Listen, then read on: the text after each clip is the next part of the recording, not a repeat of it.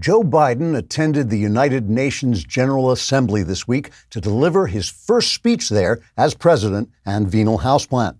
The UN speech was an urgently important and deeply essential game changer, and so I wanted to read you the transcript in case you didn't watch it either. Speaking to cardboard cutouts of many of the world's most important leaders, Biden said, quote, "Good afternoon, and where am I? I come before whoever you are today to deliver an important message about some damn thing or other. The time for war is over. War is bad because when you surrender, everyone starts screaming at you like it's your fault. So let's have diplomacy instead, because that way nothing happens and no one pays any attention. And let me say this to our new masters, the Taliban. Now that I've left you with no constraints on your power, don't forget to be nice to women. Women should not be forced to cower in silent terror in their homes, but should be appointed to Parliament so they can cower in silent terror there where it's more comfortable and you can occasionally send out for Chinese. Although hopefully not the sort of Chinese who are spreading viruses and trying to take over the world, but maybe something you can wrap in a pancake with that tasty mushu sauce we all love so very much. The time has come to stop wasting our efforts on restoring world order and to turn our attention to climate change and other meaningless crap we can do nothing about. And so I say, I hope there'll be world peace or some other non-existent thing, and you will all cooperate with one another, whoever it turns out I'm talking to." Unquote. Media reaction to the speech was as enthusiastic and rapturous as it was dishonest and corrupt. Michael Lasinas of the New York Times, a former newspaper, called the speech consummate and said it, quote, hit all the right notes, and he was sorry he hadn't had a chance to watch it because of the time constraints placed on him by his raging porn addiction. Joyless Reed of MSNBC reacted to the speech by accusing everyone who doesn't agree with her of racism, declaring that Republicans want everyone to die of COVID, and repeatedly saying Donald Trump's name in a strangled voice, yet with a creepy dissociated smile on her face. Not necessarily in that order. Miss Reed then leapt around the studio astride a broomstick, screaming, "Surrender, Dorothy," and ordered her winged monkeys into the sky until someone told her they were just the hosts of Morning Joe and therefore had no wings. At the UN itself, French Ambassador Nicolas Jean-Menfou told reporters the UN summit was very important because diplomats can double park in Manhattan without being towed, which made it easier to enjoy New York's superior restaurants and prostitutes. The summit, and for that matter the United Nations itself, will continue until these diplomatic privileges are revoked. Trigger warning, I'm Andrew Klavan, and this is The Andrew Klavan Show. I feel hunky-dunky, life is tickety-boo. Birds are winging, also singing hunky-dunky-doo. Ship-shape, tipsy-topsy, the world is zippity-zing. It's a wonderful day, hurrah, hooray! It makes me want to sing. Oh, hurrah, hooray! Oh, hooray, hurrah! All right, we are back just in time to laugh our way through the complete collapse of the Republic. Got a lot to talk about. We're going to plumb the depths of corruption at the FBI and in the media, which turn out to be a lot of the same people. We'll talk about missing white woman syndrome in the Gabby Petito murder case. I have a good story to tell you about that. And mailbag questions on Christians who like BDSM and whether money can buy you happiness. Whether BDSM can buy you happiness. This is a good time to go on Apple Podcasts and subscribe to the show. Put a 5-star rating up there, even if you're lying. It helps us out, and we appreciate it. Also subscribe to my personal YouTube channel, the Andrew Klavan YouTube channel. We deliver completely fresh, exclusive content there. And if you press that little bell, you'll hear a little bell, and then nothing will happen. Also, if you leave a comment, we will, if it's really disgusting, we'll read it on the air. It really has to be low because otherwise it kind of stands out from the rest of the content. Today we have content from Andrew Klavan. He says, "Past Klavan, this is future Klavan here. I'm writing through time to tell you to keep up the good work. Thanks to your efforts, cries of RockAuto can be heard across the land, and the waning birth rate has been solved as a direct result. Scientists are now confirming my suspicion that it may also be a cure for baldness. Many of these new babies have been named Klavan in your honor. The only point of discontent in your future utopia is that while the spelling of Klavan is now taught at every grade level, people seem to have forgotten the proper spelling of Andrew. Small irritation in a tickety-boo life. Keep it up, past Klavan." This is like guys submitting entire novels now. We appreciate it. All right, we'll start talking about corruption. But while we're thinking about corruption, we want to think about the corrupt people who want to steal your information on the internet. Having your private life exposed for others to see was once something only celebrities worried about, but in an era where everyone is online, everyone is a public figure. To keep my data private when I go online, I turn to ExpressVPN. There are hundreds of data brokers out there whose sole business is to buy and sell your data. And the worst part is they don't have to tell you who they're selling it to or get your consent. One of these data points is your IP address. Data harvesters use your IP to uniquely identify you and your location. But with ExpressVPN, my connection gets rerouted through an encrypted server and my IP address is masked. Every time I turn on ExpressVPN, which is every time I turn on my computer, I'm given a random IP address shared by other ExpressVPN customers that makes it more difficult for third parties to identify me and harvest my data. If, like me, you believe that your data is your business, secure yourself with the #1 rated VPN on the market. Visit expressvpn.com/Klavan. Get 3 extra months for free. That's expressvpn.com/Klavan. Go to expressvpn.com/Klavan to learn more, like how do you spell Klavan? It's Klavan. There are no easy Klavan. All right, let us talk about corruption because one of my least attractive traits, I think I've mentioned this before, is that I find corruption hilarious. My wife always tells me never say this out loud. She says it's not as funny as I think it is. But there is something about people selling out everything good, true, and noble and beautiful just for money or to win an election or to avoid being embarrassed or caught at something. It just always makes me laugh. And I relate this to the fall of man, to original sin. Man was made to be like the angels, and instead he's like a clown, and so that just makes me laugh. It's like watching a guy in a tuxedo fall in a mud puddle, and that's just inherently funny. But of course, corruption, now I'm going to look serious so you don't think I'm laughing at corruption. Corruption is also terribly, terribly serious.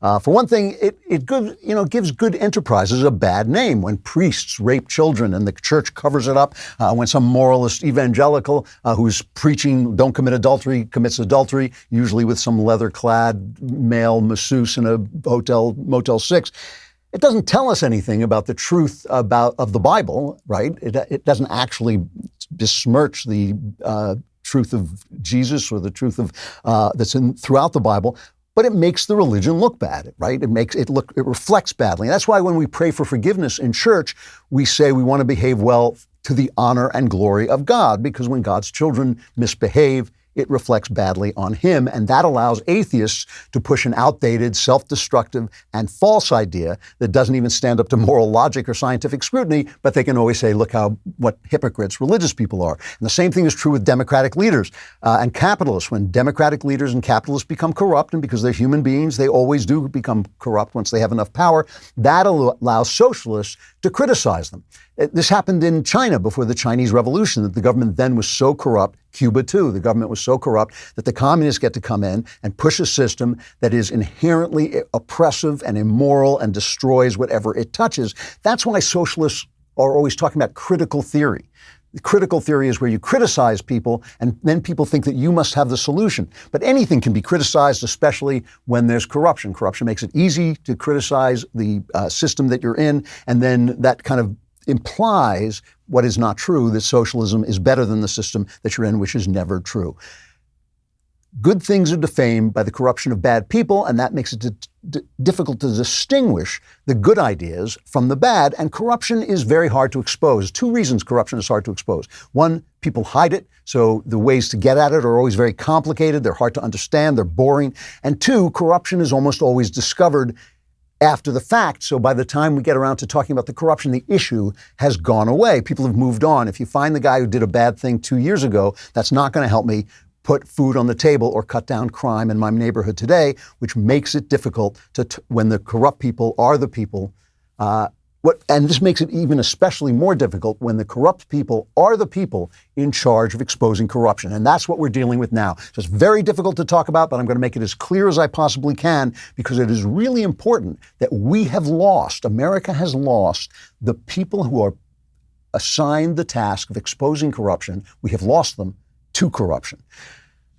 We keep hearing these elite creeps in the media and government say to us, why don't you believe us when we tell you the election wasn't rigged, when we tell you should take the vaccine? And the reason is you suck and you're corrupt. This is why we don't believe. This is why I talk about an information crisis. The information crisis is the fact that Dean Baquet at the New York Times and George Stephanopoulos and all the rest of these guys are as dirty as the mob, except that less violent. So this week, the reason this comes to mind is this week a story broke and was then covered up by the press. And the reason it was covered up by the press is because the story exposed the press.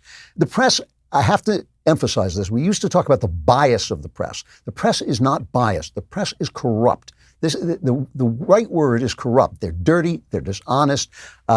They lie constantly in order to support their left-wing agenda. You remember the Hunter Biden laptop story. The New York Post found Biden's laptop. There were emails on it, which basically showed that Hunter Biden was influence peddling and that suggested that Joe Biden was getting a cut of of the money that he was making influence peddling and had helped him along in his influence peddling. This is the way the media covered that story. This is Cut 22. FBI is now investigating whether those alleged Hunter Biden emails are actually connected to a larger foreign intelligence operation. They may be related to a foreign intelligence operation. Foreign intelligence operation. Foreign intelligence. Foreign intelligence. Foreign intelligence operation. For all we know, these emails are made up. The information found on the laptop may be part of a Russian disinformation campaign. Part of a Russian disinformation effort. Described by many intelligence experts as having hallmarks. All the hallmarks of a Russian disinformation. Russian disinformation campaign. This is a classic example of the right-wing media machine. That's the right-wing media machine. I love that. Brian Stelter's got to be the funniest guy on TV if you find corruption funny, and I certainly would never find corruption funny. Politico was one of the people who reported it that way as well, and now Politico has a reporter, Ben Schreckinger, who has a new book out that have found evidence that some of the purported Hunter Biden laptop material is genuine, including the two emails that we were talking about. A person who had independent access to Hunter Biden's emails confirmed he did receive a 2015 email from a Ukrainian businessman thanking him for the chance to meet Joe Biden. The same goes for a 2017 email in which a proposed equity breakdown of a venture with Chinese energy executives includes the line 10, namely 10 grand, I think it was 10 held by H for the big guy. It was obviously Sleepy Joe. So you say, all right, the election's over, we lost, it's never going to be revoked, that's the way it is. You know, there were polls done by our friends at the Media Research Center saying that if people had known about this story, they would have voted differently and Biden would have lost. But remember, it was knocked off social media. Twitter banned you if you tried to put it on the media because it was Russian disinformation. So all of these guys were lying. They're all corrupt. They were all dishonest. They all knew it was at least worth investigating, and they all covered it up. So you say, well, what's the point? Well, the corruption is ongoing, and I'll show you what I mean. John Durham, remember John Durham? He's the guy who was assigned in the Justice Department to investigate the Russian collusion story that really undermined the first 2 years of the Donald Trump administration. It now looks like it was an FBI hit. That's what it looks like, but we don't know yet. But he's been investigating this, and now he has delivered his first indictment, which is a guy, maybe his second indictment, his first major indictment, a guy named Michael Sussman, a partner at the Perkins Coie law firm who often work for the Clintons, okay? Here's how it was reported on ABC Nightly News.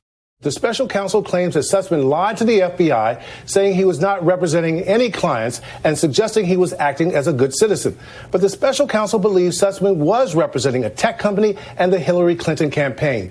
Attorneys for Sussman say the case is baseless and unprecedented. And here's how it was reported on NBC and CBS Evening News. Yeah. Why? Why are they covering up? All right. See, people are trying to play this down. They're saying, oh, it's another one of these things like Michael Flynn lied to the FBI, because when they indict you for perjury, it usually means they can't get you for the crime itself. But that's not what this is. That is not true. And they're saying, oh, is this all you got? No, he brought in this indictment because the statute of limitations was about to run out. It may be the first of many indictments, okay? And this is not like Michael Flynn, who was railroaded with this false charge of lying to the FBI. Even the FBI agents who interviewed Michael Flynn said they didn't think he was lying. This is different, right? Sussman took allegations that Trump was being bankrolled by a Russian bank. He took those to the FBI, right? To James Baker, I think, at the FBI. And he told them he wasn't being paid by Hillary, but he was. And he did this because the press wouldn't report on these allegations, but they would report on an FBI investigation into the allegation once it was leaked that the FBI was investigating the allegations. Did the same thing with the famous Russian dossier. Remember that fake dossier that had Trump with prostitutes and all this stuff? James, or as we call him, Muggsy Comey, briefed Trump on the investigation, then leaked the briefing to the press because the press would report on the briefing when they wouldn't report on the dossier because everybody knew the dossier was fake. This sets off 2 years of reporting that severely hurt the Trump administration, so it's in the past and who cares? But the press not covering it is not covering their own corruption, committing an act of corruption in real time while we're watching. And it's not just them, it's also the FBI. Because if you think the FBI didn't know that Sussman was lying, that's ridiculous. He was pals with James Baker. James Baker said this was he came to me based on a pre-existing relationship. And these are the same guys, the same FBI guys who put the Trump hater Peter Strzok into the Mueller investigation about Russian collusion, right? This is Peter Strzok who told his adulterous girlfriend, the girlfriend he was having an adulterous affair with, she said, "Oh no, I hope Trump doesn't win." And he said, no, we'll stop it, right? So this was like a hit on the President of the United States by the FBI. And this is the same FBI we were covering just a couple of weeks ago who couldn't get out of bed to investigate our young women our young women athletes who were being serially molested by the U.S. gymnastics doctor, right? Same FBI. And who are they investigating? Who are the FBI investigating when they're not investigating, serial rapists and all this? Here's Christopher Wray, head of the FBI, cut 5.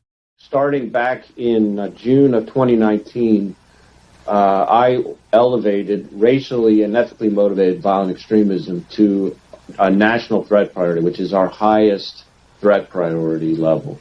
And I think that has already shown fruits in the fact that we have effectively doubled the number of domestic terrorism investigations and arrests since that time. We have also created a domestic terrorism hate crimes fusion cell to help increase the level of intelligence and information flow that goes out.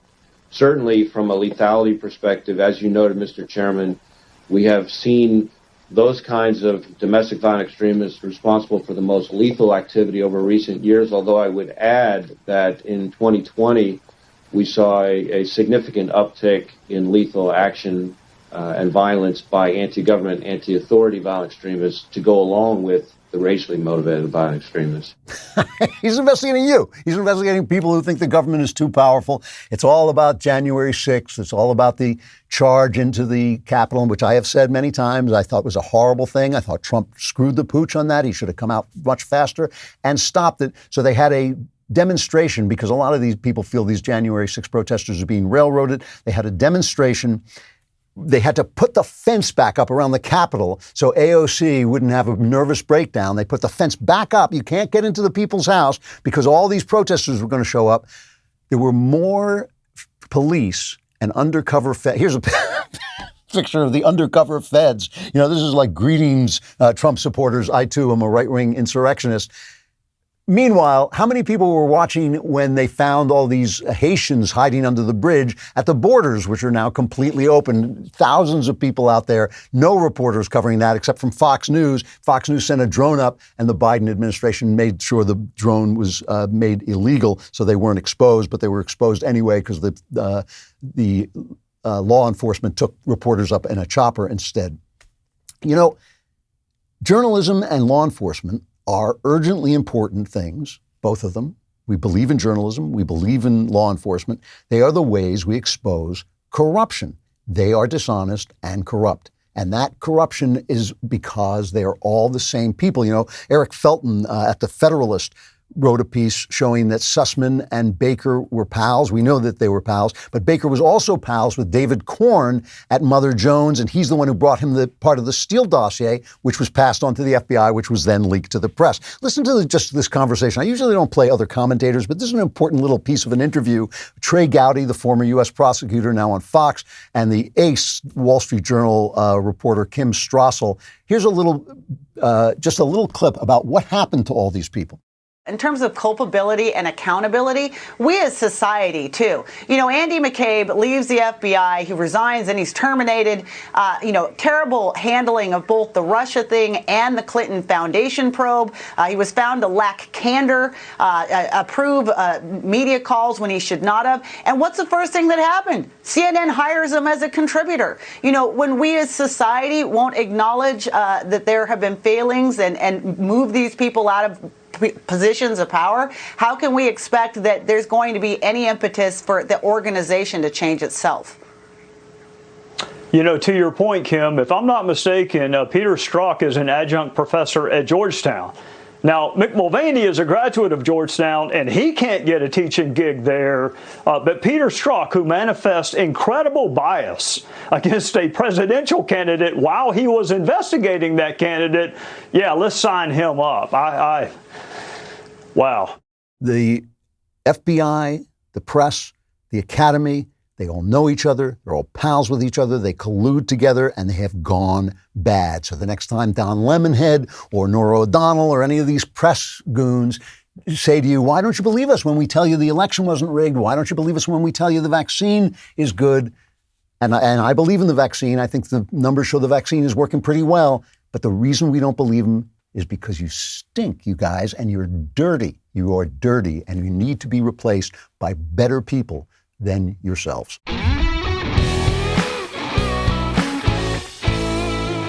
One of my favorite things that the corrupt press does, just because, you know, some people find corruption funny, not me, of course, but those people who do find it funny, what is especially funny is when the press does some soul searching. What they always do is they'll go after President Trump with everything they've got, or some guy that they don't like, any Republican that they don't like. And then they'll say, once it's over, once they've won, once they've destroyed a career, once they've ruined a guy's life, once they've gotten the political outcome they want, did we go too far? You know, they start to examine it. Did they go too far? And we're seeing this in this Gabby Petito case, which is a murder case. It's actually pretty interesting.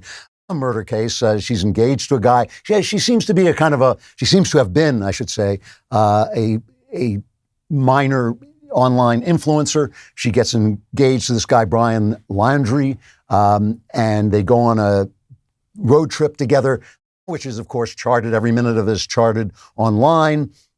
During the trip, a witness sees them arguing and says that Landry slapped her. He's on the phone. You hear the 911 call. He says, I saw the gentleman slap her. And the cops then go out and they stop the couple on the road, bring them out, and it's a classic moment. It is a heartbreaking moment now that we know that Gabby is dead, Gabby was murdered, and Landry is the suspect.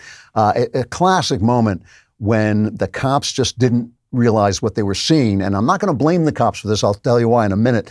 But they end up, Landry's completely plausible, and they end up basically apologizing to him. And she is upset, and she's blaming herself, and she slapped him. So there's a problem there. Here's just a moment from the cam that they're carrying where the cop questions her about whether she intended to hurt him when she slapped him, so he knows whether to charge her or not. Here's a minute from that. When you slapped him those times, were you attempting to cause him physical pain or physical impairment? Was that what you were attempting to do to him? No. What were you attempting to do? What was the reason behind the slapping and stuff? What was it you were attempting to accomplish by slapping? I was trying to get him to stop telling me to calm down. Well, it doesn't sound to me like she attempted to injure him. It's your call. This is 100% your call. I support you either way. It's heartbreaking. I mean, knowing what happens, it's heartbreaking because she's crying, she's upset, she's not, making a very good presentation of herself. The police officer at this point believes that she's the aggressor, all of which is kind of classic from abused women syndromes. They blame themselves. They think I did something wrong. She said, if you couldn't hear it, it's a little hard to hear at the end. She says, I was slapping him because he kept telling me to calm down. Anyone who's ever told a woman to calm down knows, you then you wake up about 10 minutes later with stars and birdies flying over your head. So it just sounds like a kind of typical domestic dispute where she got violent. But of course, the witness said it was him hitting her. And the reason, you want to reach through that video and you want to shake the cop and say, hey, pay attention, like When Elizabeth Smart disappeared and the police kept questioning the guy who kidnapped her with her standing right next to him and they never caught him. But in fact, you got to remember, police walk into a situation with zero information. They have zero information. They don't know what they're looking at, and they've seen everything. They've seen situations where the woman is the aggressor. That happens too. And so, usually she gets the worst of it. In the end, she hits him and he hits her back and she gets the worst of it. But she is the aggressor, so they don't know what they're looking at. In this case, it seemed from other witnesses, this was a very violent, very controlling guy who was not... who was mistreating her, and she was a young woman who really didn't understand that was not the way it was supposed to be. So, okay, they go off on this road trip. It's followed online. Landry returns home, and he hasn't got her with him, and nobody seems to say anything for days. Finally, the parents get concerned because of a message she left on their message machine. The cops, with all the people online, are tracking this thing. The cops find her body in a forest in Wyoming. Landry disappears. He's taken off and they're still looking for him. It's a good story. I mean, just in terms of being a story, forget about the tragedy of it, but it's a good story, especially because it has this kind of, if you're watching that show on Netflix, Clickbait, it's very reminiscent of that, where the internet lights up and people are acting as sleuths and people are saying terrible things that are just despicable. And, it just has that kind of, it seems like a Netflix picture. It really does. And that clickbait thing is very much in this kind of genre of story. So the press now suddenly pauses, and especially on the left, and that means the press, they start to talk about missing white woman syndrome. Why are we paying so much attention to this story? So here's just a clip of this from Good Morning America. There's some names that become household names. Lacey Peterson, Natalie Holloway, Elizabeth Smart, Gabby Petito. There are other names, though, like Kiera Cole, names like Jelani Day, names like Daniel Robinson. Why don't you know those names? Well, those are people of color who've gone missing that didn't get the same media attention. Well, a lot of people online now are taking advantage of this moment to not just highlight these other cases, but also highlight the disparity in the media's coverage of them. So first of all, I love when these guys who have the platform to, make anything they want into news, they start to sort of blame American racism for the fact that they're not making these stories into news. So they do this, and then they examine themselves. And we on the right are such buffoons, we get caught up in the corruption. We start to say, well, it is true that white women disappearing get more coverage than black. To me, this is complete, utter nonsense. Almost any time the left starts talking about racism, it's because they're covering something up. Almost every single time, it's a mask for corruption. It's a mask for what they are doing that they shouldn't be doing, so they start to accuse you of racism. Let me tell you a story from my journalism days, all right? Long time ago. This was back in the 1980s. I was a news writer at a very big New York City news station, great station. I'd come in at like 3 o'clock in the morning, start to write the morning news. And so we're sitting in rows, just me and maybe three other guys, tapping. And it was old time days. So the teleprompters the teletypes are going like in the old movies. And we were kind of old fashioned reporters at that point, and old fashioned journalists. And while we're sitting there, maybe 3-4 o'clock in the morning, we now have these very new things called VDTs, video display terminals. We had computers. And they were very early computers. That's where I learned to use a computer, was on the VDT at the station, WOR. And a little ping goes off because we've got the wire on our computer, and it's from the AP, and it says a woman has been found dead in Central Park wearing a pink dress. And me and the writer in back of us, the minute this comes up, me and the writer in back of me, got a pal of mine named Rod, we look up at the same moment, and out of our mouths comes the same word, because the editor is on the desk. We say to the editor, a girl has been found murdered in a pink dress. And the editor, who was a good guy, but he was having a lot of problems in those days, and he was a very angry guy. And he said, so what? The people get murdered in New York all the time, because it was back in the bad old days.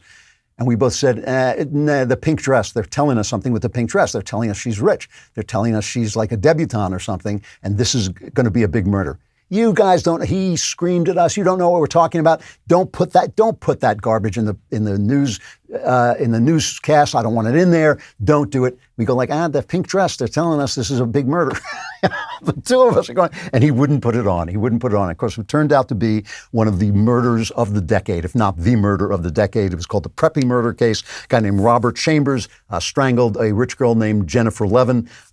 It became one of the ugliest trials I have ever seen. He was a preppy. They were both very rich people, and they were having sex. He then claimed in the trial that it was rough sex, and he just strangled her because she was hurting him. And he was a great big guy, and she was this tiny little nothing of a creature, and it was garbage. And the trial was as ugly as it was possible to be, and because they slimed the victim. And the guy was a very handsome guy, and the jury loved him, and he got off with like 15 years for manslaughter.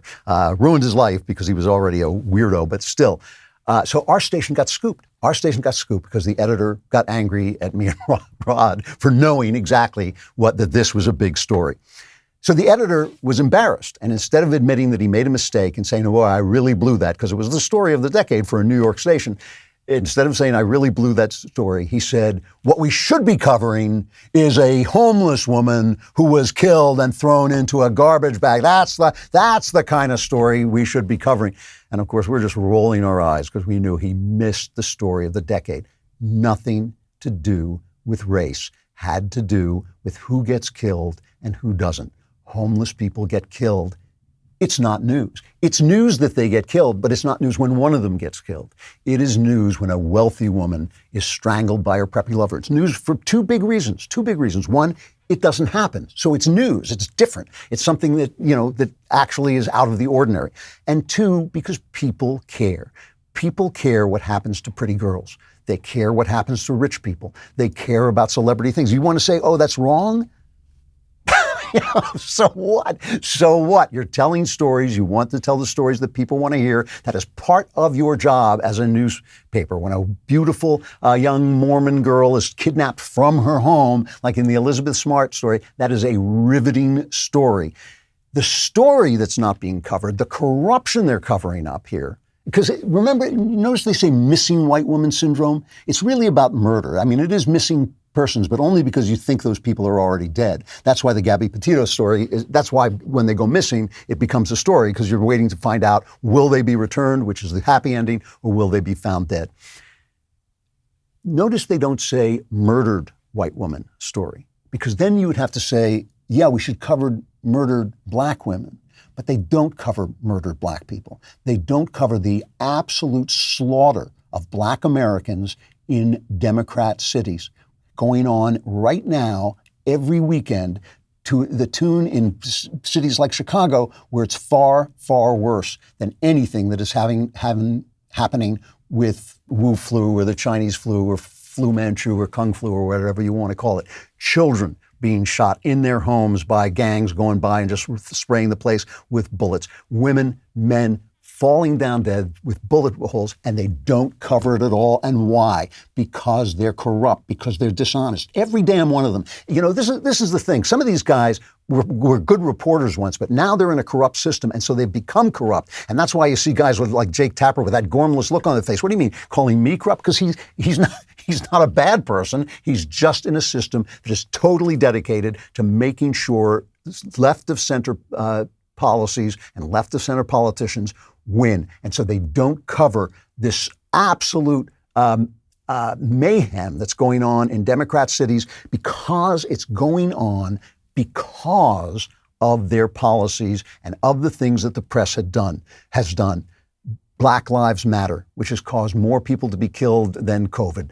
Yeah, well, I'm exaggerating on the grand scale, but you know what I mean. In those cities, defund the police. AOC saying, when we say defund the police, we mean defund the police. The Barack Obama attacks on the police to cover up the fact that his policies were failing, to distract us with charges of racism, just like the left always does. The left always distracts us with charges of racism when their policies are failing instead of addressing their policies.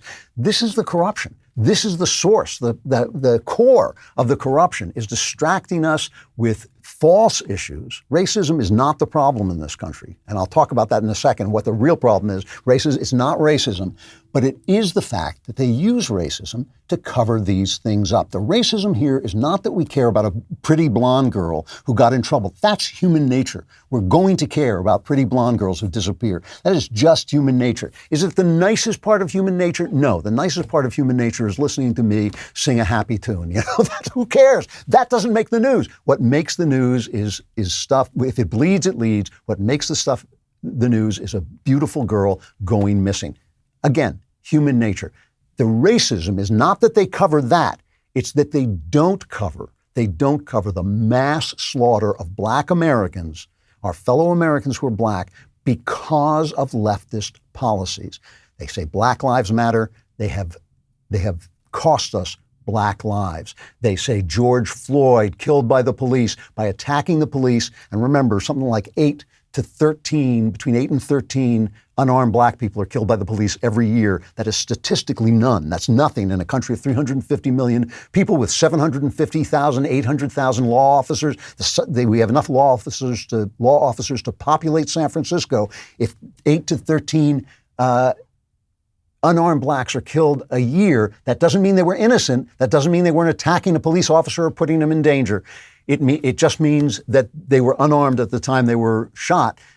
When you demonize the police, you sacrifice black lives. That's the story that's not being covered. It's not because some black guy is missing and we didn't say anything about it. That's the story that's not being covered, the mass slaughter of black people. And it's not being covered. And really, in some ways, it's not racism at all. It's simply corruption. It's simply being dirty. Being dirty is when you don't do your job and you take benefits to get what you want instead of being an honest broker of whatever it is you're selling. If you're an FBI agent, you're selling law enforcement. If you're not doing that for some other reason, that's corrupt. If you're a newsman, you're selling the truth, you're selling stories. If you're not doing that, it's corrupt. These guys are dirty. They are dirty. And that's the problem. The guys giving us the information, the guys exposing corruption have gone bad. All right, we're going to get down to the bottom line of all this corruption in a moment. But first, let me talk about MyPillow and, more importantly, My Slippers. I love these things. You know, you get up because I'm awake all night, I'm lying on MyPillow and thinking, wow, this is a really comfortable pillow. But I get up a lot and I walk around, and I don't like to walk around in bare feet because you never know who or what you're going to step on. So I always put on slippers, always. And these My Slippers, you know, slippers are hard to get because, like, you got to be able to slip into them, but also they've got to be comfortable and not fall off your feet. MyPillow has taken over 2 years to develop these My Slippers. They're designed to wear indoor, outdoor, all day long. They're made with MyPillow foam impact gel to help prevent fatigue. They're made with quality leather suede. And for a limited time, MyPillow is offering 50% off these new My Slippers. The My Slippers are so comfortable, you'll want to get some for the whole family. Go to MyPillow.com and click on the Radio Listener Square. Use promo code DailyWire at checkout or call 800-651-1148. You'll also get deep discounts on all MyPillow products, including the Giza Dream Sheets, the MyPillow mattress topper, and MyPillow towel sets. MyPillow.com, enter DailyWire or call 1-800-651-1148 and tell them I sent you. That's 1-800-651-1148. So at the bottom of all of this is always money and power, right?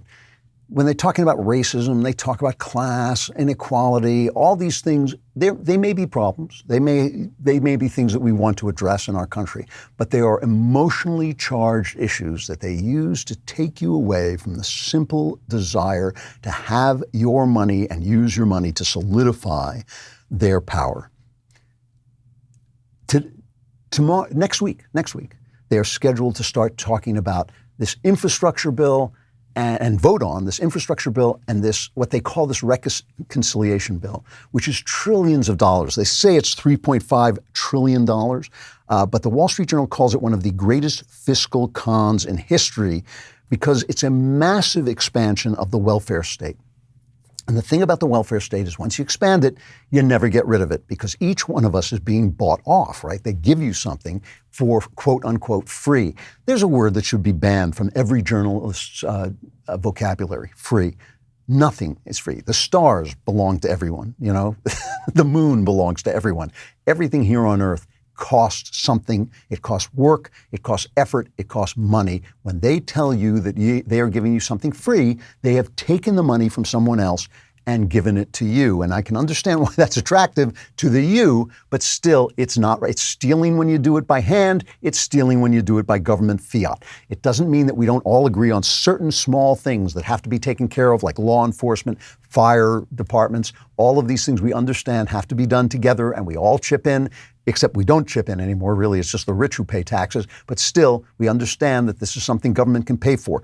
After they start rearranging who has the money, taking money away from one and giving it to somebody else, it's just plain stealing.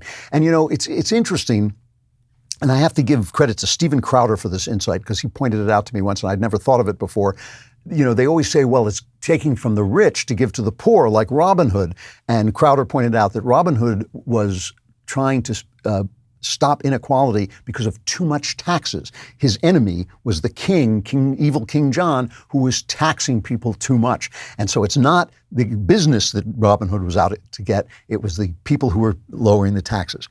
So Joe Biden's, this is so bad, and the taxes that are going to follow, they're talking about taxing people, and they always talk about taxing the rich, but again, I can't explain this forever because I haven't got that much time, but when they tax the rich, the middle class pay the taxes. Socialism always ends with the poor and the powerful and the wealthy, right? Because the rich can get out of paying taxes. They don't even make income. They just borrow off their stocks, right? They borrow off their stocks. They pay it back when they've gotten more stocks. There's no profit anywhere along the way for the government to tax. What they end up taxing is wage earners, people who do well. And they say, well, they make so much money, and people who make less money think that's a lot. But you're never rich if you're working for a living. You know, the people who are wealthy do not get taxed. So it's so bad. The numbers are so bad that Biden has to go out and tell people he's a capitalist. Here's that cut. Big corporations and super wealthy have to start paying their fair share of taxes. It's long overdue. I'm not out to punish anyone. I'm a capitalist. If you can make $1 million or $1 billion, that's great. God bless you. All I'm asking is you pay your fair share. I've always found it so creepy when he leans into the mic like that. But he's lying. He's not a capitalist. He is a venal houseplant who goes along with the tide of Democrat politics, and Democrat politics have been going to the left, to the far left. He is now a socialist, whether he likes it or not, whether he would self-identify as that or not, okay? The question with paying your fair share, I mean, I know it drives Shapiro crazy, because Shapiro always says the rich pay all the taxes. And when you break it down, that's basically true. The rich pay all the taxes, certainly the vast majority of it. The question is, what's your fair share of garbage? What's your fair share of programs that don't work except to get Democrats reelected? We are talking about the programs that are usually termed the Great Society, the increase, the vast increase in these kinds of programs that he's trying to do now, right, in the 60s. It was the Great Society. Now they're trying to double down on the Great Society. The problem with the Great Society is it has failed, and it has failed particularly in the lives of Black Americans. Jason Riley wrote about this in the Wall Street Journal this week, an excellent column from Riley, talking about the fact that the Great Society programs decimated Black lives and stalled Black progress. He says, okay, entitlement programs were dramatically expanded in the 1960s in the service of the war on poverty, yet poverty fell at a slower rate after the Great Society initiatives were implemented, and overall dependency on the government for food, shelter, and other basic necessities increased. Between 1940 and 1960, and this is important because people don't know this, between 1940 and 1960, before the Great Society, but basically after the war, the percentage of Black families living in poverty declined by 40 points as Blacks increased their years of education and migrated from poorer rural areas to more prosperous urban environs in the South and North. No welfare program has ever come close to replicating that rate of advancement, right? That's before the Great Society. What we experienced in the wake of the Great Society and society interventions was slower progress or outright retrogression. Black labor force participation rates fell. Black unemployment rates rose. And here's the big one. The Black nuclear family disintegrated, as many people warned that it would, because they were basically subsidizing having children out of wedlock. Barry Latzer has noted that black male homicide rates had been falling in the 1940s by 18% and in the 1950s by 22%, yet this trend would reverse itself beginning in the late 1960s and to continue to worsen for nearly 3 decades, because when you decimate the family, you cause crime. It's that simple. The Democrats keep saying it's the systemic racism. It's the legacy of Jim Crow. It's them. It's the Great Society. But the problem with the Great Society is it funnels trillions of dollars into the government that the government can then dole out to whom it sees fit and buy votes. When they come into your town and they say, we're going to take care of you, we're going to give you this money. So the problem we have now, right, is that on the right, when we get a Ronald Reagan or a Donald Trump, and this is true of both of them, they cut regulations and they cut taxes, but they don't cut the Great Society. They don't cut the welfare program because everybody's getting a little piece of it and nobody wants to give it up. Remember, Donald Trump promised, I'm not going to cut, Social Security. I'm not going to cut any of your dole. I'm just going to cut taxes. So what happens? Our debt goes up, and our debt is now absolutely crushing because after a while you run out of money. They now have a new idea, a new theory. I think it's called modern monetary theory. You can spend as much as you want and just print new money. Yeah. That theory is wrong. Okay, just on a guess. I'm just guessing. I'm no expert, but I'm guessing that theory is wrong. So both of the Republicans, our big Republican, real true conservative presidents, Trump and Reagan, cut taxes, but they didn't cut the Great Society because they didn't have the political will backing them. They didn't have the people backing them because everybody wants a piece of it. Then the Democrats come in and they do what they're doing now, which is they double down on the Great Society because that's money in their hands. That is money with which they buy power, right? So they're just going to double down on that. But they talk about increasing taxes, but because those taxes fall on the productive, because they fall on the wealthy, they either don't do it at the last minute, they give up and don't raise taxes at the last minute, or they ruin the economy so taxes go down anyway. This is what we've got. We've got a corrupt governing class that is bought off with this money, that doesn't want to let go of this money. This has been predicted since America was founded. Now people can vote to take your money for themselves, so they will, right? So now we've got this system where the GOP comes in and cuts taxes, but the debt goes up because they don't cut the welfare programs. And the Democrats come in and they increase the welfare programs, and they either destroy the economy by taxing the wealthier middle class, or they just dump the tax increases and they leave us with all this debt. Follow the money. Every time you hear racism, every time you hear some kind of social issue, transgenderism, whatever they're talking about, follow the money. It's all about the money. It's all about the corruption. It's all about the power. And this is why I say it's not a question of left and right. It's a question of the problem we have, which is this. This is the problem we have, and how to solve it, which is to take the power away from these people to do what they're doing, to get their hands on our dough, okay? Because it ain't about racism. This country is great about racism. We will get along fine if they would just leave us alone. But they have gotten dirty.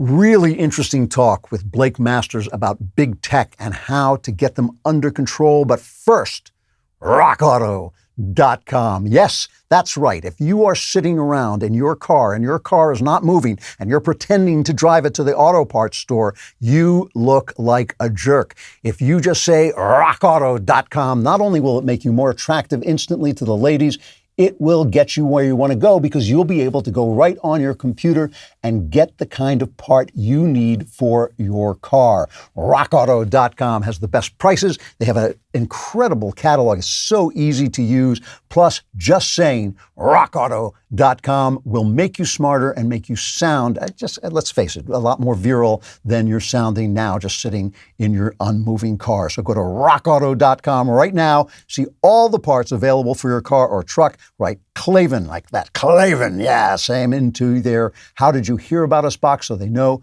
we sent you. RockAuto.com. And how do you spell Klavan, you say? I'm glad you asked. It's K-L-A. V-A-N, there are no E's in Klavan. I just make it look this easy. So if there is one issue that I get beaten up over more than any other, it is my approach to big tech and my feeling that big tech needs to be stopped from censoring our ideas and from threatening our free speech. And the libertarians especially climb down my throat whenever I say anything about this, because they are supposedly independent actors, not government actors. And for some reason, independent actors are allowed to take away the rights with which our Creator endowed us. Blake Masters, who is currently running for Senate in Arizona, wrote a terrific piece about this in the Wall Street Journal. Blake Masters is the president of the Thiel Foundation to promote science and innovation. He is the author of the #1 New York Times bestseller, the co-author with Peter Thiel of 0 to 1 Notes on Startups or How to Build the Future. Blake, thank you so much for coming on. I appreciate it. Thanks, Andrew. Great to be here with you. So I just want to read a little bit of your op-ed in the Journal. It's called Reclaiming Our Independence from Big Tech, and the subhead was Companies That Censor Political Speech, Harm Competition, and Ruin Our Brains Need Regulation. The first paragraph is, Google can swing an election, Facebook knows more about you than your spouse does, Amazon's Alexa can record your living room conversations, yet for all the talk about the big tech threat, these companies keep getting bigger, more powerful, and more abusive. Can you describe these abuses in a little more detail? Sure. Yeah, I think conservatives rightly focus on censorship, right? But and it's obvious that's a problem. I don't think Facebook or Twitter should be allowed to, say, kick off a sitting United States president while he's in office. And they do that obviously because they don't like Donald Trump's politics. Meanwhile, you've got Taliban commanders, with verified accounts on Twitter. So the censorship, the political censorship, is a real problem. I think we should treat these companies more like the phone company, common carriers, right? Can't discriminate against users based on the content of their speech. But I also just think censorship is one of the kind of harms from big tech. I also worry a lot about just their sheer bigness and their ability to squash competitors. Google buys one company every week, and they've been doing that for about a dozen years, not because they care about that new technology that they're acquiring, but they just care that that technology can't get so big that it competes with Google someday. So they buy these companies to squash them. I think that's bad for the market. I think that's bad for competition. And then I also worry about something like addictiveness, right? These products are intentionally engineered to addict people to them, especially children. Just a study last week came out that showed how bad Instagram is for the mental health of teenagers, particularly teenage women. And so I think, just like cigarettes or gambling, we should recognize sort of unlimited social media use can actually be intentionally addictive. Maybe we should do something about that. So I want to get back to the addictive thing, because that's an argument I hadn't actually heard before, even though obviously it's true. But whenever I talk about this, and I think it's urgently important. I mean, the censorship thing especially drives me crazy because I think free speech is essential. But the attacks, there are several attacks. Let me give them to you in order. We'll talk about them one at a time. One is, well, there's no God-given right to have a Twitter account. This is a company that you can build your own Twitter. Why should you have a right to be on Twitter? That's absurd. God didn't create you and endow you with the right to be on Twitter. And these guys have their free speech rights because they are not government actors, and you're essentially declaring what they have to allow on their platform. What's the answer to that? Well, we do that for the phone company. All I'm saying is maybe at a certain point, Facebook and Twitter look more like the phone company than your local bakery or something like that, right? And, you hear a lot, go build your own Google, go build your own Twitter. Well, it's like some people tried to build their own conservative social networking site with Parler, right? And you saw AWS and you saw Amazon ripped Parler off, right? They denied Parler the critical infrastructure you needed to exist. And you can't just go build your own internet. Go build your own Google. Well, that's naive. You can't actually do it. It misunderstands what Google is. Google has a monopoly on search because of its first mover advantage and because of its massive network effects. So you can't go build your own. And at a certain point, these companies, they get so big that they're bigger and more powerful than many governments around the world. And I think when that happens, conservatives and people who actually care about the free market can say, no, these companies are so big, they're actually throwing this market out of whack. There is no free market here. And you may have to regulate them differently than a local small business. You know, one of the things where I do believe there's a gray area here, and it does disturb me, but, you know, when I saw, for instance, Amazon knock, was it Ryan Anderson? Is that the author I'm thinking of? Yeah. He had a book about transgenderism, When Harry Becomes Sally. Now, listen, I love Amazon. They bring books to my house. Anybody who brings books to my house is welcome. That, you know, it's a great system.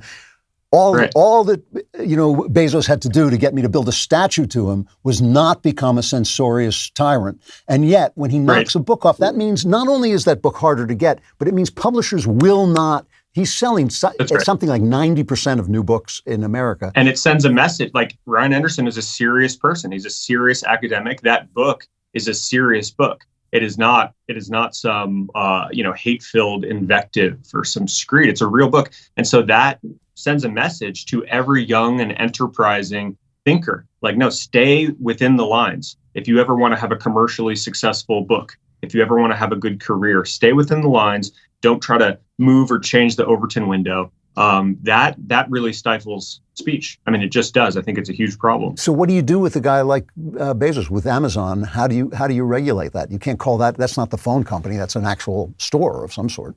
Yeah, I think, you take a look at Amazon's market sales. I bet they have a pretty big monopoly on sort of online book sales. And past a certain point, I think you can say you're a platform and you have to be, facially neutral with respect to your content. Like, you don't get to kick all conservative books off. And, if you want to be a smaller niche liberal bookstore, you can do that. But that's not what Amazon.com is. And so I think what people need to reacquaint themselves with here is a sense of scale. Like, when Amazon becomes more dominant than any other company in the whole world, again, you can treat it differently than your local bookstore. Otherwise, you're just going to bury your head in the sand and get crushed by your political opposition. Amazon doesn't share our values. And so if we don't make sure that they play by, I think, commonsensical notions of fair play, they'll just crush us. You won't be able to buy conservative books in 5 years. It's so dated to me. It seems to me that what their argument is the First Amendment only stops the government from censoring us. And that's true, but it stops us from censoring us because we have a God-given right to free speech. And the government is instituted among men to preserve those rights. So if the threat comes from a private entity, I don't see why that shouldn't be resisted. I agree with you. And I'd also point out, at a certain point, these companies are so big that they are inextricably linked with the government in all sorts of ways. And so in only a nominal sense is Facebook truly a private company.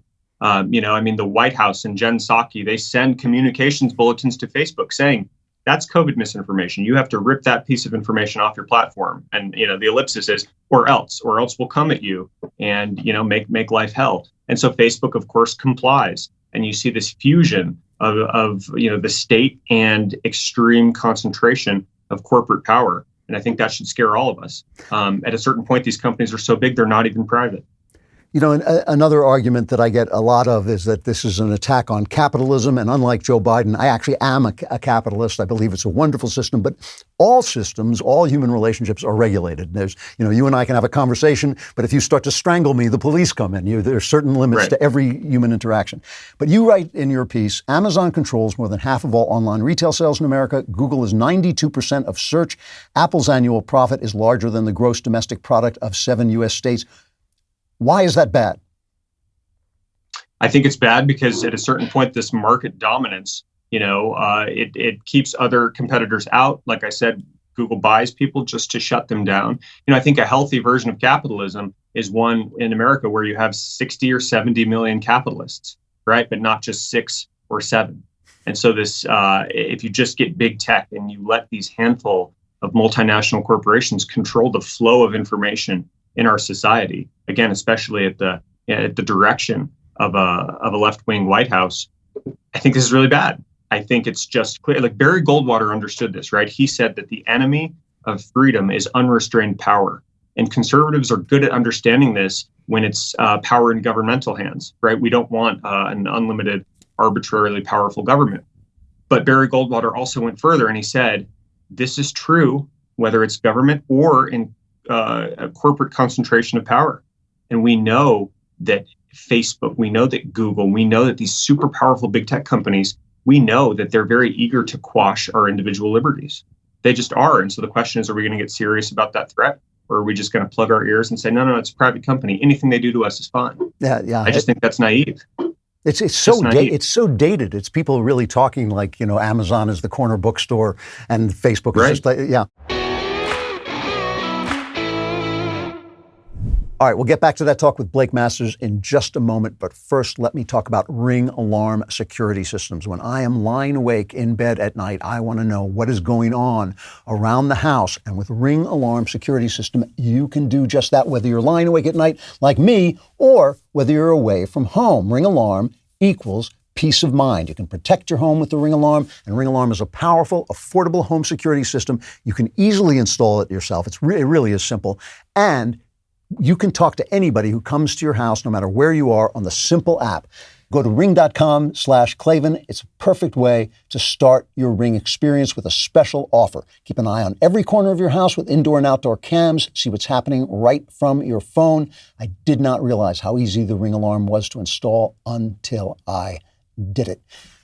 Protect your home anytime from anywhere with Ring Alarm. Go to ring.com/Klavan for a special offer on a Ring Alarm security kit today. You can build a system that's right for your home and have it up and running in minutes. That's ring.com/Klavan, ring.com/Klavan. Now back to Blake Masters.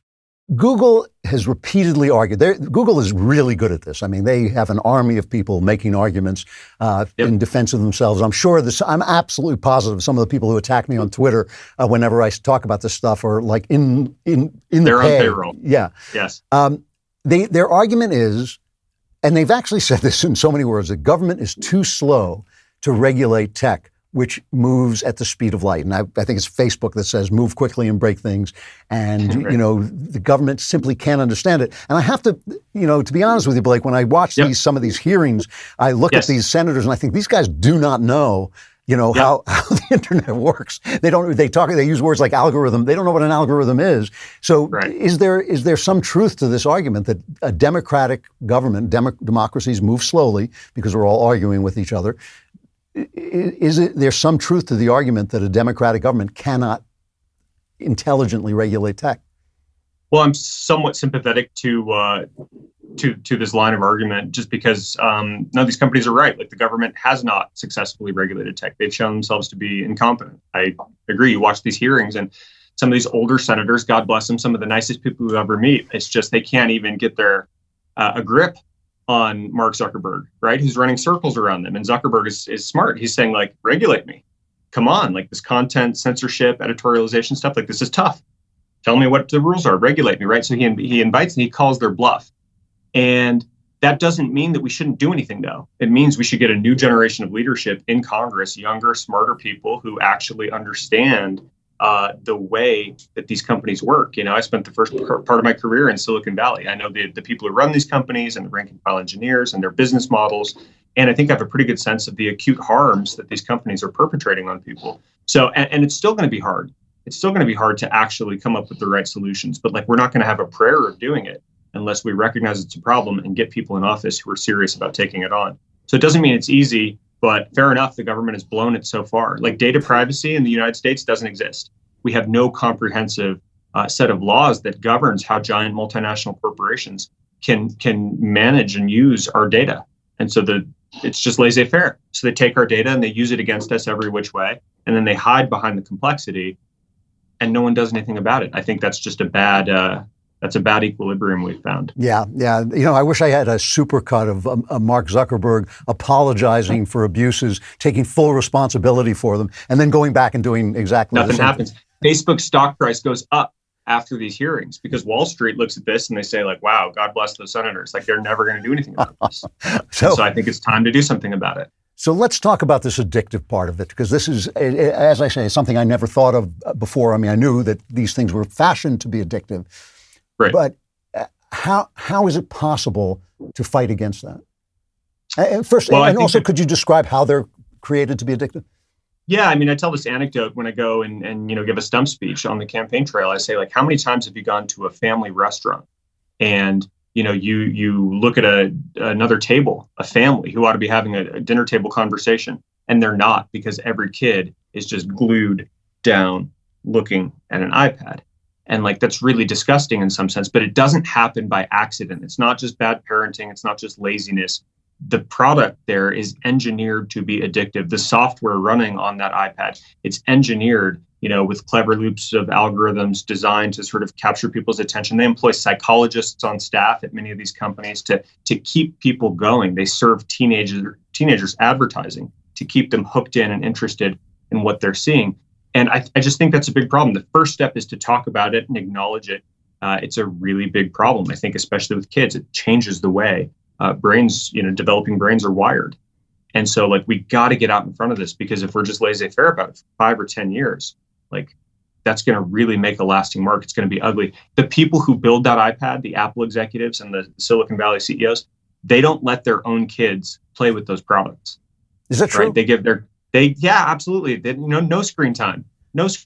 My cohort does not let our kids do screen time. We do not do that. You give your kids wooden toys, handcrafted in Amish country or something. That's what kids should be playing with. They should be getting outside. They shouldn't be looking at these damn devices. Like, it's really unhealthy. It doesn't mean we should ban them. Maybe that's too stark, obviously, but it does mean we should get people in office who know that this is a problem, who are willing to talk about it and figure out what the solution should be. But I'm pretty sure it's not nothing. A couple of times during this conversation, you have said that their values are not our values. Now, you're obviously speaking from experience. You're not just throwing that out there. Can you expand on that, exactly what you mean?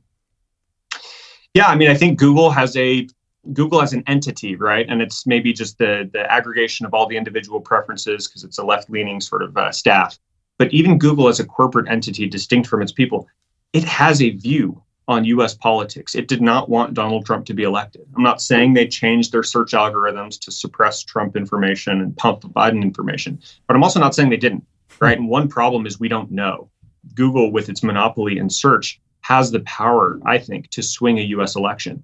They've got the power. I think they've got the motive. They clearly have a view, just like Xi Jinping in China. They clearly have a view. They wanted Biden. I'm not saying they did anything to get it, but like, when giant, powerful interests clearly have a view, they wanted Trump out of office. Who's to say that Google is going to behave? Who's to say that Google is not going to try to interfere?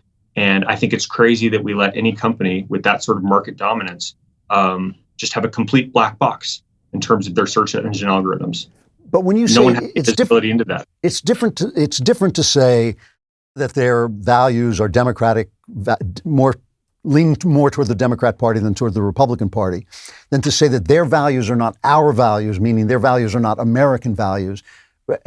Is that true? I think it's both. I think it's the Democratic Party, or I'd say the left-wing activists, sort of ideologically in charge of the Democratic Party, as they sort of embrace this political philosophy of globalism, right? To me, it looks a lot like globalism and not looking out for the interests of Americans. I think those can shade into the same thing.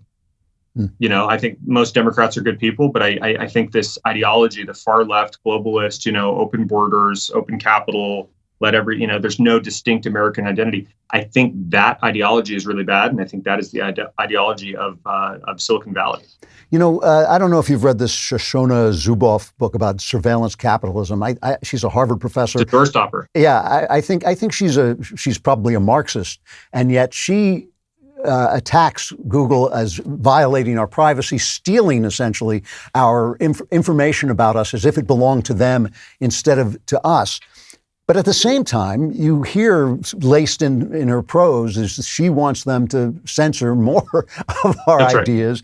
Right. MRC Newsbusters, great site, did a study saying big tech overwhelmingly censors Republican members of Congress by a rate of 53-1 compared to congressional Democrats. What motivation do Democrats have to get involved in this fight? I mean, is this essentially going to just be another one of these things where we divide down left-right lines? Maybe. I mean, I was a little bit optimistic with I think most of Joe Biden's appointees are horrible, but I was at least a little bit interested in the Lena Khan nomination to the FTC, because I do think there are intelligent sort of left of center critiques of big tech, of corporate concentration of power, right? The old left used to really worry a lot about this. Could corporate concentrations of power squash out individual liberty? It was one of their big things. I think there's still some of them, but they're not in charge. The new left, I think, is only too happy to facilitate the rise of corporate power as long as it's going to serve that sort of left-wing globalist agenda, the woke. This is why you see every Fortune 500 company is basically woke. They're basically in ideological conformity with the left-wing ruling elite in our country. And that's very interesting. I think it would make old leftists, roll in their graves, the people who started the sort of labor movement in the 20th century. But it's a new Democratic Party. It's a new hyper-progressive globalist left. And I think they're only too happy to work with Facebook to suppress their political competition. Yeah. Unfortunately.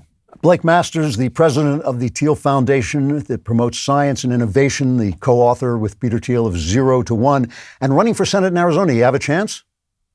I've got more than a chance. We're doing great. I started the race 11 weeks ago with basically 1% name ID and polling in the mid-teens. So, I'm running against an established attorney general. He's just one of these politicians, not the worst, but certainly not the best. And I'm catching up. So I think I'll win. Great.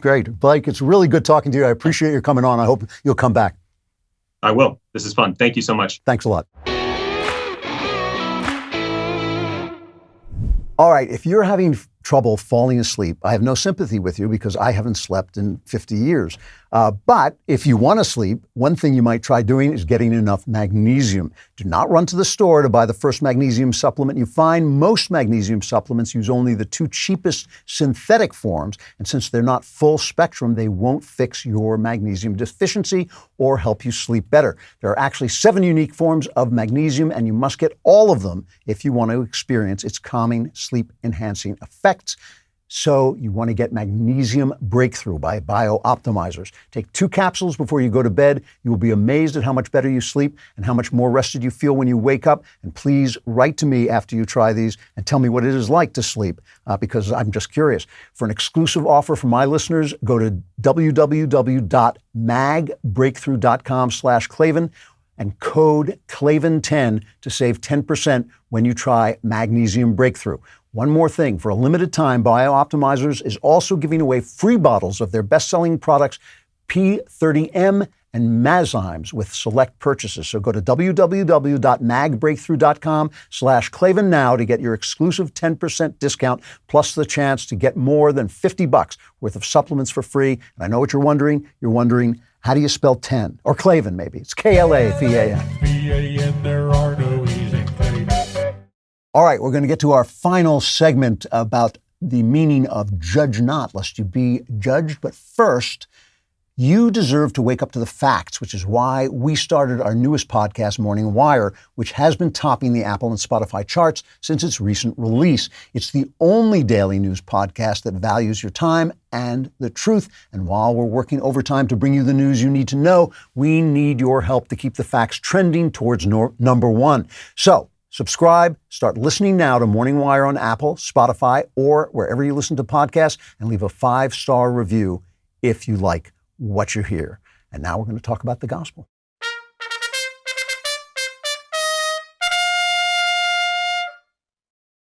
All right, it's time to step out of the world of corruption a little bit and talk about the things that matter, the good stuff. I want to do my final segment on my series about seeing the world through God's eyes. We'll call this Judge Not 3, The Return of Michael Myers. No, I'm making that up. This has nothing to do with Michael Myers. But just to refresh the first part we were talking about, this was all keyed off of a mailbag question about how we approach the idea of judging not, judge not lest you be judged. And I pointed out that I believe that we judge not and we forgive and love our enemies because it helps us to see the world through God's eyes. And Jesus says this, he judge not, so you will be like your Father in heaven, because he brings the rain and sunshine on the good and the bad alike. So he wants us to see the world as God sees it. And we talked about the fact that one of the ways that we start to do this, Christians a lot of times talk about Christianity as if it were like an old-fashioned, like one-room schoolhouse where Jesus says, be like God. And then if you're not, he's like, I told you to be like, he's hitting you overhead with a stick. I told you to be like God and you're not. But no, it's not something you can do overnight. That's a process. It's a way it's a way. That's why Jesus says, I am the way. I am the way and the truth and the life, because it's a way we're trying to get somewhere. And I'm just trying to talk about where we're trying to get and how we do it. And that's why I believe that a lot of the things that Jesus says are part of that way, that we treat people with forgiveness, we give charity, we treat people with love, we love our enemies. It helps us see them as they truly are, and that actually moves us into what Jesus calls the kingdom of heaven, which is this little thing inside us, right? It's this little thing inside us, but it grows and becomes bigger. It's like the mustard seed that grows into a great big tree. So it raises the question, I mean, obviously people are the most important part of this process, and that is why we love our neighbor, and that is why we treat people like the Good Samaritan treats people, and that is why we give charity to the poor and we let go of things. It's all about helping us see, because our neighbor is made in God's image, and when we see him truly, we're seeing a little piece of God. But of course, everything is the signature of God. This is the whole idea when we say the Word is made flesh. We mean that it also means that everything, all of matter, is speaking about God's nature. In the same way, if I write a novel, it speaks about my nature. It tells you my vision. It gives you a piece of my mind. The same way the world, the God's creation, gives us a piece of his mind. The Bible says, beautiful Psalm 19, one of the best. The heavens declare the glory of God. The skies proclaim the work of his hands. Day after day, they pour forth speech. Night after night, they reveal knowledge. They have no speech. They use no words. No sound is heard from them, yet their voice goes out into all the earth, their words to the ends of the world. Matter is language. Matter is the language with which God speaks about his nature, and we hear it. And it's just like words, because words, every word that I speak comes from a physical process. My brain makes a spark. Air comes up through my lungs, moves my vocal cords. The words, the air moves, hits your ear. It's translated by your brain into speech. But the things that I'm communicating with you are immaterial. If I say 2 + 2 = 4, that has no material existence. Unless I have two pieces of things, I can incarnate those things by having two things and two other things make 4 that incarnates that idea and communicates the idea, but the idea remains immaterial. And the same with God. Everything we see, the heavens, this wonderful leftist tears tumbler, maybe especially this leftist tears tumbler, all of it speaks of the handiwork of God, right? So we are trying to learn how to see the world like this, to walk around. And I mean, think about it. Think about it. If you saw the world like that, if you saw the world like that all the time, would you be happier or sadder? Would you be more joyful or less? I think the answer is obvious. You'd be much more joyful than you are. And this is why, by the way, this is why I don't care whether the guy next to me is gay or not, or mean or not, or greedy or not. I don't care what he is, whether it's good or bad, whether it's sinful or not. It's not about him, because it's about the way I'm trying to see the world, and I am trying to see the world in a way that will transform me. Christianity changes the world as a side effect. Its purpose is to change you, right? Jesus did not come to change the world. He says so. He says, give to the poor, but the poor you'll always have with you. The world will always be a problem, but I have overcome the world. He is trying to change you. And yes, that has a side effect of making the world a better place, and has made the world a better place over time. So how do we see matter itself? What are we trying to find in matter itself that tells us this thing? I want to talk for a couple of minutes about this writer, Owen Barfield. And Owen Barfield is one of the Inklings. He's probably the most brilliant of the Inklings. J.R. Tolkien, who wrote Lord of the Rings, and C.S. Lewis were the Inklings, and they got together with Owen Barfield as well. And Barfield was the most brilliant of them, the most creative of them, the most original of them, but he was the worst writer. And you read him, and I read him. I have to read him one sentence at a laborious time, really hard. But one of the things that's really funny is sometimes I'll come on the show and say something to you, and then I'll pick up a copy of Barfield that I haven't read, a book of Barfield, and he'll say the same thing. Maybe that's why I think he's so brilliant. But no, it's because he actually shares with me a philosophy which is called romanticism. I am essentially a romantic, and that doesn't mean that I bring my wife flowers, although of course I do. It means that the inner experience of human beings seems to me to be the most important thing about life on Earth. So Barfield makes this argument he talks about the way people saw the world before the Enlightenment, before the end of the Middle Ages. So, and he talks about the way language worked back then. So, for instance, there's a word in Greece, and I'm sure I've talked about this before, a word in Greece, pneuma, which is translated as breath or as spirit. And a lot of people who study language have said, well, what must have happened is they needed a word for breath because you could see breath. And they said, well, it's just like the spirit because it's invisible, but it gives you life. And therefore, breath becomes a metaphor for spirit. And Barfield makes a very solid argument saying, no, that's not the way it works. The way it works is that originally people saw breath and spirit as the same thing at once. A very hard idea to get in your head. They saw it as the same thing at once. And then over time, as a civilization advances and as human consciousness evolves, the two things break apart. The way we see things and what we think is an objective fact about the way we see things become separate pieces. So it becomes breath and spirit instead of one thing, breath, spirit, okay? So we have this big debate about the Enlightenment. You hear this all the time, that a lot of people, especially on the left, but also on the right, Jonah Goldberg wrote a book about it, Steven Pinker has written a book about it, say everything was bad before the Enlightenment. Before that, it was the Dark Ages. So you can even tell in the language, which was invented at the time, it is propaganda language. It was the Dark Ages, and then we had the Enlightenment. Everything got lighter. But people like me, romantics, believe that, yes, things got better after the Enlightenment. We invented science. It was wonderful. We invented a world that could change and all this stuff. But also, everything comes at a price, and we lost something. Now, I've talked about the rainbow. I'm going to try and bring all this together if I can. When we talk about something that is both breath and spirit at the same time, I've talked about the rainbow. And I just recently read this in Barfield, even though I've said it before on the air. The rainbow is caused by the sun hitting a prism, water, and by the human eye perceiving the rainbow. There is no rainbow without the human eye. There is no rainbow without the human eye. Now, each of us may see the colors in the rainbow a little bit different, but we all see the rainbow. We have a limited ability to create the rainbow. We create the rainbow by seeing it, but it's a limited ability because we can't see a Mack truck because then we're just nuts or a leftist. So, rainbows exist when we see them, but that's also true of a tree, right? A tree doesn't look like a tree until a human being sees it, right? When we see it, it becomes a tree. The same is true of light. Light can be either a wave or a particle. It's not until it is perceived that it becomes one or the other. Quantum, the smallest particles there are, they don't have a location. They don't have a velocity until we decide what that is. A tree, you know the old expression, when a tree falls in a forest, if there's no one around to hear it, does it make a sound? The answer is no. It makes the makings of a sound. It gives you the makings of a sound, but not until we hear it. The way we perceive the creation is part of creation, okay? We are creating the world all the time, right?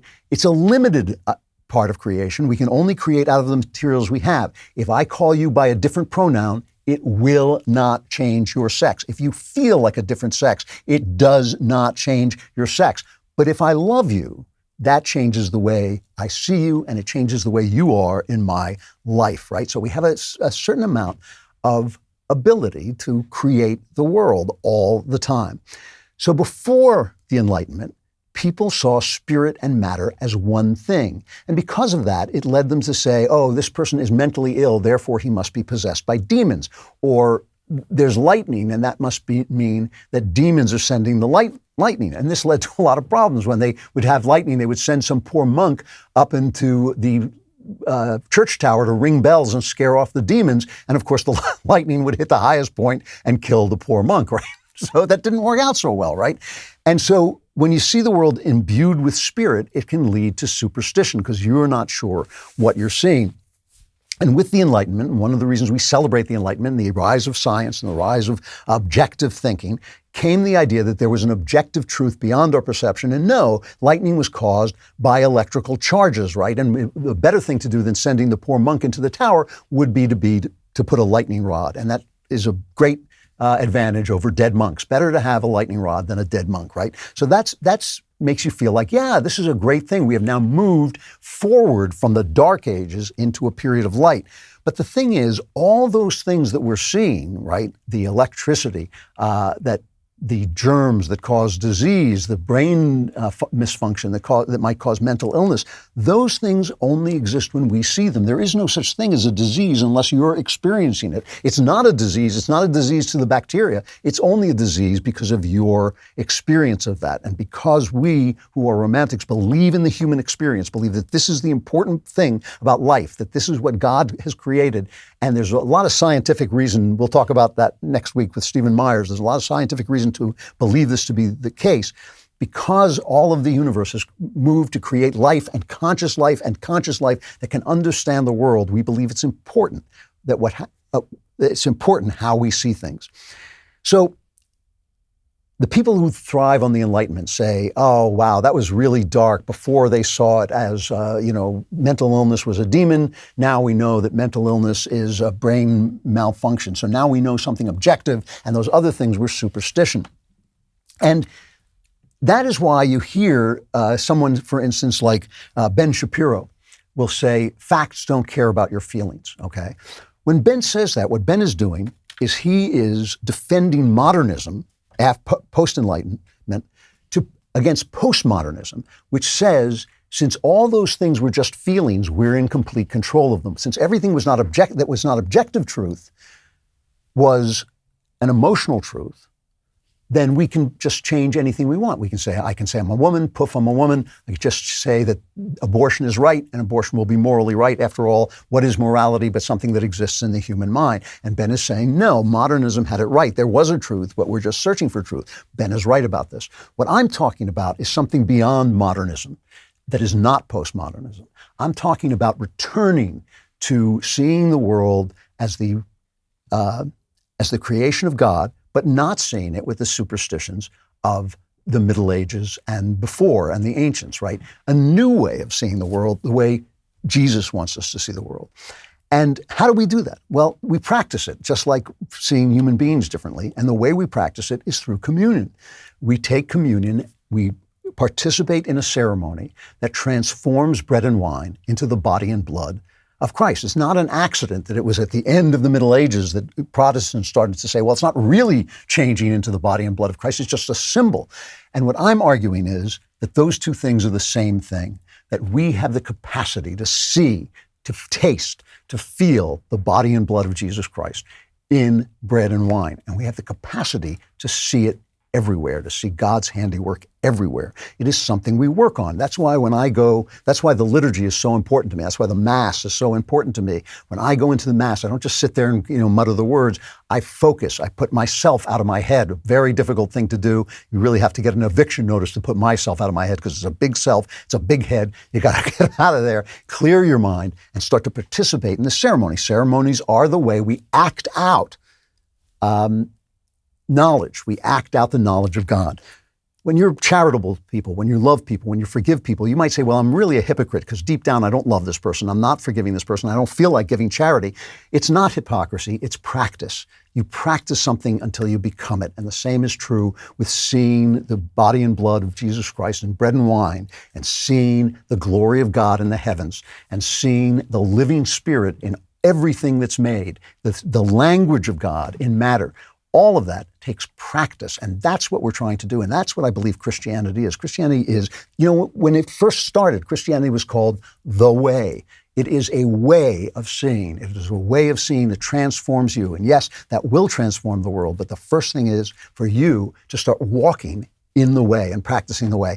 I hope some of this has been helpful. We will come back and talk about communion another time, but I think next week we'll get back more to modern culture. All right, I know that many of you out there have problems. You write to me, you tell me that you have problems. You say, why don't I care about your problems? It is because I know they're about to go away. We're about to solve them all because it's time for the mailbag. I got a big truck, just in case I need to round up criminal illegals and take them home myself. Yep, I just said that. I told Knowles to keep that truck in his garage. All right. From Alex, my question is a little risque. My fiance and I are both Christians. However, our sex life is different. My question is kink, such as BDSM, okay in a relationship between two consenting, God-fearing adults? Well, first of all, is it okay with me? Obviously it's none of my business, but you asked me my opinion, so I'm going to give you my opinion. And BDSM, for those of you who are not paying attention, is bondage and sadomasochism. So what two married people, let's say, you're not married, but you're engaged, but what two married people do in the privacy of their bedroom, they want to dress up, they want to play games, they want to play fantasy games and delight one another that way. Again, it's nobody's business if it doesn't make them feel degraded and if it doesn't make them feel separated from themselves and from each other. If it brings them closer together, it really is nobody's business what they do. And I don't think that that's going to be the problem you face when you stand before the throne of God, although I'm not God, so you're taking this on faith. But that's the way I see it. Now, here's the other part of this, all right? First of all, I want to make clear when I talk about this, BDSM, I can be a little bit innocent about this stuff. When I say this, I picture dressing up and using, fur-covered handcuffs and, snapping towels at one another, giving each other a playful smack.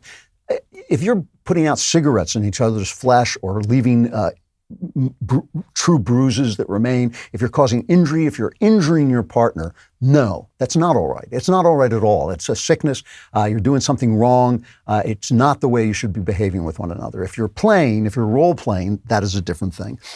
But I just want to be clear about that. I think that if you're hurting one another, you really need to get help. That's actually a bad thing to do. But if you're playing and you're goofing off and you're doing fantasy stuff, I think it's largely harmless. The only thing that I would add is that if you have a true fetish, which means that you really can't make love without doing these things, you really have no sex life except this, it's probably related to something in your past. It's probably related to some trauma in your past. And insofar as that's true, it is essentially imprisoning you in that traumatic past. And it is separating you from the person that you're with, because one of the things about making love is you should be present while you're making love. You should be focused on the person you're with. You should be focused on the experience that you're having. And if you're locked in some past trauma, that's not going on. So those are things that you might want to think about. You might want to think about even while you're playing and fantasizing. You might want to think about along the way, making sure you branch out, making sure you move forward, making sure you move out of the past, making sure you're present with each other, and making sure that what you're doing is loving and it advances your love and is not just there to lock you into something that you learned in a bad moment long ago. While I'm talking about sex, I just want to take this. I know I answered this question once before, but it keeps coming up. So I want to say this is from Candace. She talks about several months ago, I got a letter in the mailbag from a woman whose husband had some sort of sexual perversion. He was humiliating her, and she said it was really bad. And she said, in your answer, you nonchalantly recommended porn as a potential solution for avoiding that perversion in the bedroom. And she says, I haven't been able to listen to you since. As a Christian, how can you recommend porn as a solution to spiritual bondage? A saving knowledge of Jesus Christ and the accompanying power of the Holy Spirit is enough to free us from sexual perversion. You are selling our Lord short in this case. I'd love some clarification. I clarified this before, but because people keep writing to me about it, I want to just mention, at the time, go back and listen to it, because of the nature of her husband as she described him, he was not willing to listen to her when she said, you are hurting and humiliating me. He would not listen to her. I said that I thought that this was a tragic situation that was not going to have a good outcome. And I thought that the important thing was that she stop being humiliated and stop being hurt. And I did not care if he had to use porn to get rid of whatever fetish he had, as long as she was safe and she was not being degraded and humiliated. And I stand by that. Obviously, I agree with you. Obviously, it would be far, far better if he would embrace Jesus Christ. But just because I say it, and just because it makes me feel good to say it, and just because it makes you feel good to say it, doesn't mean it's going to happen in a tragic situation. The whole thing about tragedy is that it's tragic. That's why they call it tragedy, okay? And so I was responding in a tragic way, hoping, and said so, hoping to get her out of a situation in which she was being humiliated and degraded. When having read her letter, I did not believe her husband was going to be responsive to any other plea. So that's what that was about. From Danielle, what is your opinion on the saying, money can't buy you happiness? How do you go about measuring your life successes with the outside world and your career? Well, first of all, the question about money can't buy happiness, it's very different to say that money can alleviate the pain of not having money and saying money can buy happiness. I mean, every study shows that money can't buy happiness. When you have enough money, you stop feeling the pain of not having money, and that's a happy thing, and that's really important. But if you have become addicted to money, you're going to ultimately not have the things that you want in life. And you see people, they get obsessed with it. They get obsessed with being on the top of the list in the Fortune 500 or whatever. And that's a wasted life. In my opinion, that's a wasted life. I would feel that I was wasting my life. The day when I realized that I had broken through and was no longer a struggling writer, but was a writer who could depend that I would have enough money to put my kids into the schools I wanted them to have and give my wife the things that I wanted her to have. Well, that was a happy moment for me. So that there's certainly happiness to that when you get above the level of struggle to a level of ease. But after that, it has been shown that no, it doesn't really increase your happiness to have more and more money. Your second question, which is a really interesting question, how do you go about measuring your life successes with the outside world and your career? And I think it's just the same way as measuring anything. It's teleology. You have to know why you're doing, what you're trying to achieve. So there have been many, many moments in my life doing what I do, and the only thing that I was trying to achieve was to create something beautiful and get it into the world where people could find it. And I might have known, many times I have known, that a truly beautiful thing, in my estimation, that I had created was not going to attract a lot of people and was not going to make a lot of money because its beauty was of a kind that was not immediately appealing and it might have been more intellectual, it might have just been more off the beaten path, whatever it was. I wanted to create that thing, and I wanted to create it, and I wanted to get it out there. I didn't want to create it for myself. I wasn't creating it for myself. I was creating it because that is who I am and what I do, and then I wanted to get it out there where people could see it. And when I succeeded at that, I was happy, and I didn't think, dang, I wish they had given me more money for that, because I knew that wasn't going to happen. I knew I had done it, and I felt really happy and could measure that as a success. Other times I've done things for money. I needed money just like everybody else. As David Mamet said, that's why they call it money. If I did something, that made me a lot of money and wasn't dishonest and was a fair, honest piece of work, then that was a success in that regard. So you should know why you're doing what you're doing and what you expect to get out of it and what you want to do with what you get out of it. And I think that is going to make you a lot happier than worrying about racking up your money. You're not in competition with anybody. You're not in competition with anybody. I mean, you're in competition with, your business may be in competition with somebody. You may have to do something better than the guy next to you to have a successful business, but you don't have to sit around and say, well, I have more money than that guy, I'm better than he is. Because if you've ever seen people who have a lot of money, they're not better than you are, right? The people who understand what they're doing and are doing it with passion and love and are doing it out of passion and out of love are going to be the happiest people you ever meet. It really is an amazing thing what it is like to love your work and to love what you're doing and to know why you're doing it. That will make you happier than just about anything else.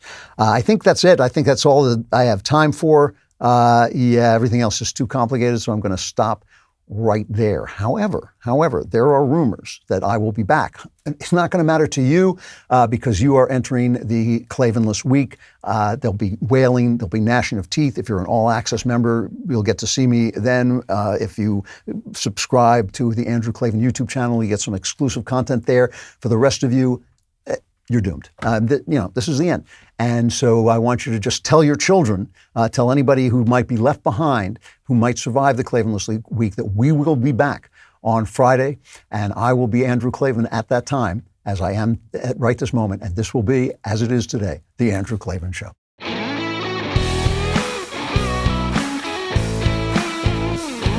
The Andrew Klavan Show is produced by Lisa Bacon, supervising producer, Mathis Glover, executive producer, Jeremy Boring. Our technical director is Austin Stevens. Production manager, Pavel Wadowski. Editor and associate producer, Danny D'Amico. Lead audio mixer, Mike Coromina. Animations are by Cynthia Angulo. Hair and makeup, Cherokee Hart. Production coordinator, McKenna Waters. And our production assistant is Jacob Falash. The Andrew Klavan Show is a Daily Wire production. Copyright Daily Wire 2021. 2 white students are kicked out of a study hall at Arizona State University for the crime of being white. A mother at a school board meeting confronts the school board over the heinous and pornographic books that are being distributed to students in the district. Australian police are now firing rubber bullets indiscriminately into crowds of protesters. And finally, a woman on the subway is offended by pornographic OkCupid ads, so she takes matters into her own hands, and it's pretty glorious. All of that and more today on The Matt Walsh Show.